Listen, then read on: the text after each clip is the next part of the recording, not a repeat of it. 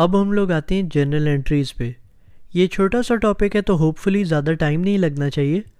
बस थोड़े से एग्जांपल से मैं आपको समझाऊंगा कि हम लोग जर्नल एंट्रीज़ बनाते कैसे हैं। लेकिन इससे पहले कि हम लोग एग्जांपल्स पे जाएं, मैं थोड़ा सा आपको बता दूं कि जर्नल एंट्रीज़ होती क्या है और हम लोग क्यों प्रिपेयर करते हैं इन्हें। तो what is a journal entry? Journal entries हमारी कंपनी की सारी ट्रांजैक्शंस को डेबिट्स और क्रेडिट्स में स्प्लिट करती है। बेसिकली हमारी कंपनी के सारे रिकॉर्ड्स एक ही जगह पे अवेलेबल होते हैं जर्नल एंट्रीज़ के थ्रू। अब हमने जैसे पिछले लेक्चर में ये एग्जांपल देखा था शैम्पू वाला, तो इसमें भी हमने जर्नल एंट्री ही क्रिएट की थी।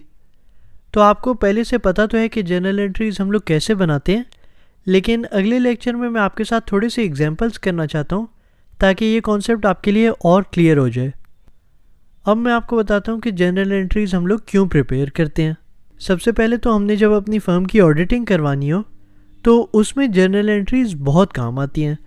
बेसिकली जो अकाउंटेंट है वो जर्नल एंट्री के नीचे एक नरेशन लिखेगा और ये नरेशन ऑडिटर को बताती है कि हमने जर्नल एंट्री किस रीज़न से प्रिपेयर किया।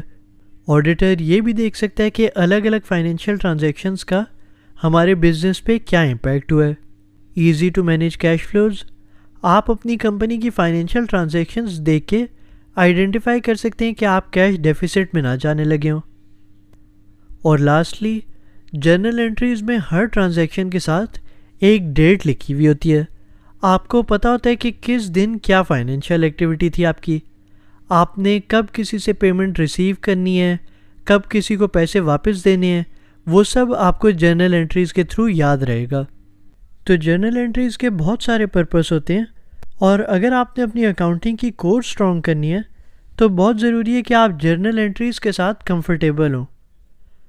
तो ये तो था the what and why of journal entries.